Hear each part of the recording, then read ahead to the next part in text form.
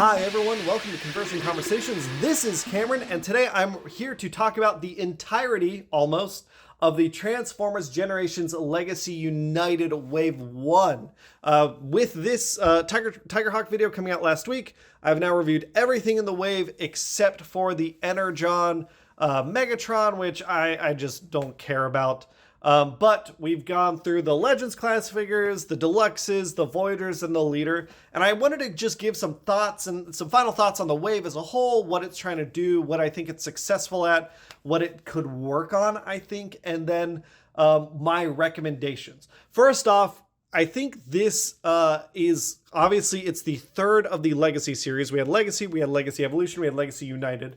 Legacy United does not feel like it has its own identity. And what I mean when I say that is the previous series, right? War for Cybertron, we had Siege, we had Earthrise, we had Kingdom, where Siege was War on Cybertron, Earthrise was G1 cartoon, and Kingdom was Beast Wars. Each wave felt like their own thing, and it had cross-compatibility patterns in them, specifically with their version of like the weaponizers, the modulators, and then the fossilizers. That was like the connective thread between the three things, whereas each series felt like its own thing. In Legacy, it feels like it's all the same kind of mishmash. And I don't say that in a bad way. I really appreciate that in Legacy we are getting a bunch of different universes and non-G1 characters here. We've got Beast Wars, two Beast Wars figures, Beast Wars 2 and Beast Wars. We've got like Cyberverse, we've got Animated, we've got Robots in Disguise, we've got Prime, we've got the Infernac universe. We're getting a bunch of toys that are, and if you noticed, I listed all those, none of these are G1 toys, which is a big ups for me. Not that I hate G1 or I'm tired of G1, although I am tired of G1. But it's just we're getting a full wave of stuff that moves past the first series to really encompass the meaning of Legacy, which I appreciate a lot.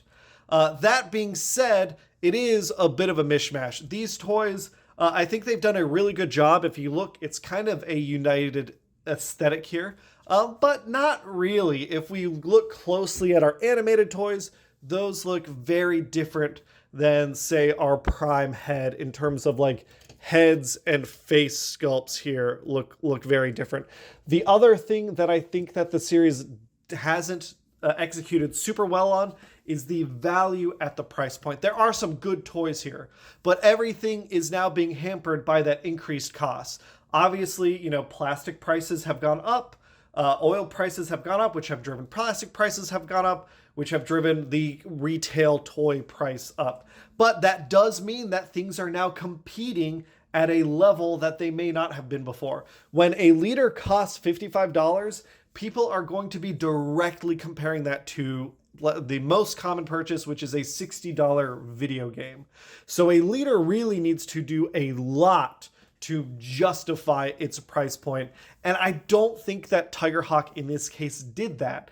He is a really cool character that I really, really wanted, and I'm so glad I have him. But the alt mode doesn't look super awesome, especially those back legs. The transformation, everything's like running into each other to get, to be able to transform, which is a little annoying. And then in robot mode, the fact that the neck articulation, something as simple as the neck being able to tilt up, is not there. And it does make people question, okay, is that really worth $55 or do I want to catch it on sale? And the advice here is to catch it on sale. There are toys that absolutely nail that price point. I think Windblade is a great, Windblade and Chase are awesome $25 deluxes. These are standouts. Optimus Prime is really fun. Thundertron is weird but wacky and fun. But then, like, if we're talking about Bumblebee here, this is a terrific piece of engineering and really, really fun. But I think a parent on the shelf looking at this, seeing this guy and then seeing this lady on the same shelf at the same cost, I think it's going to be hard for parents to say, okay, let's spend $25 on Bumblebee when they could be spending $25 elsewhere. As good as a toy as it is, I think the price point hampers him. Whereas I wonder if they could have sold him at a cheaper price point by aggregating the prices across the wave a little bit. I don't know. Maybe that's too fancy accounting for Hasbro and for retail stores. But it does kind of show the struggle that the toy industry is facing and what Hasbro has been facing in their sales not rising. Something I do want to point out, if you notice looking across all these toys, there's none of that prototype gray plastic. It's always a dark gray or maybe a brownish bronze or black plastic. Big shout outs there. I love that it seems like we're getting entirely rid of the prototype gray plastic. That I think just makes everything look more visually attractive and distinct. I really, really appreciate that. Now, the previous lines ever since Siege have had these armorizer, weaponizer, modulator, fossilizer, Junkion type toys. And I'll say so far for Wave 1, these have not sold me on this gimmick.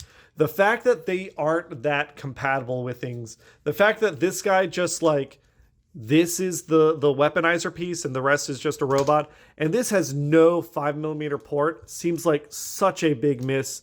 Neither of the armorizers do I recommend. I do not recommend those. The concept is really cool. I like the idea of rock robots. That seems neat, but the execution has been lacking. So, that's where I'm saying, like, it doesn't feel like there is a unified feel for the wave. Normally it's these toys, like the Junkions really helped unify Legacy Evolution.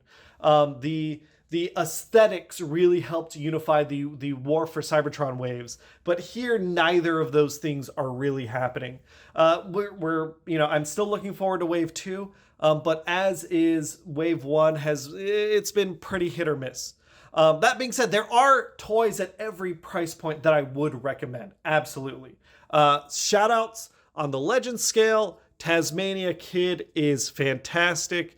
Little guy, I think the Legends toys that are toys of little characters are the best and most fun ones. So I really appreciate that we got this guy. This is awesome. Who knows? Maybe Energon Megatron is a secret incredible toy that I just totally passed on, but I'm not interested in a little Megatron.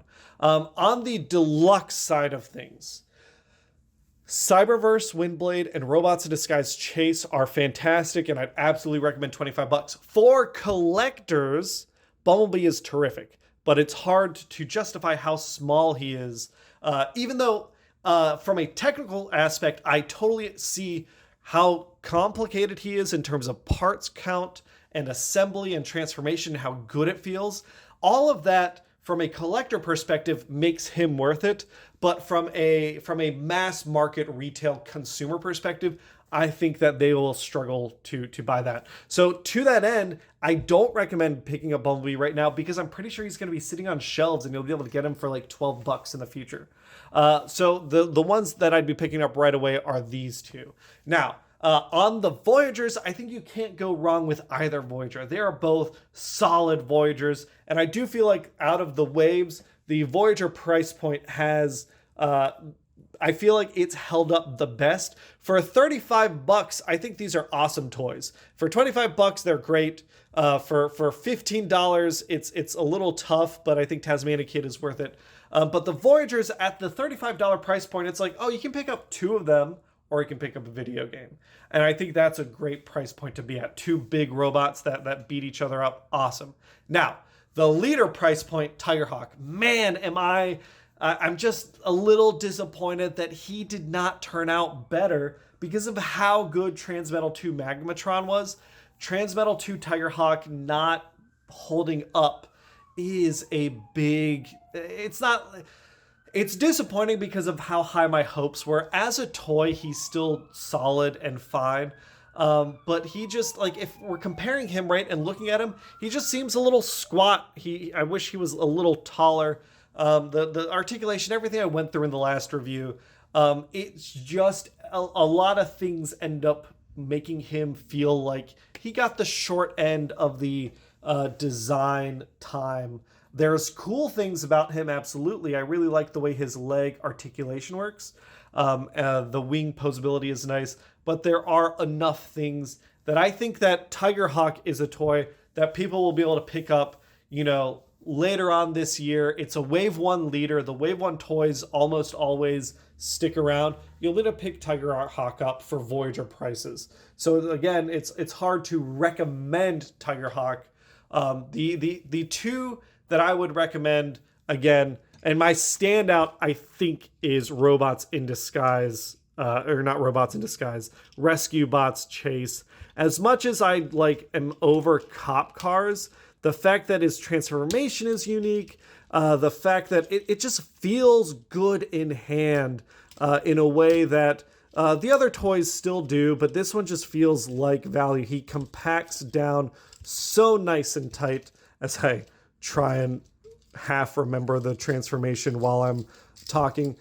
I really, really like the way these legs work. The fact that you're flipping out sections of his feet and then flipping pieces out and then closing things up around. But it's it closes up partially and then that's just good transformation.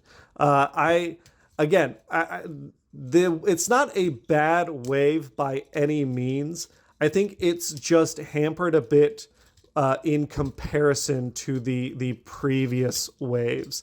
But yeah, if I was gonna say pick up one toy, a single toy from Wave 1, and that is what you will have to represent Wave 1 of Legacy United, I think it is Rescue Bots Chase.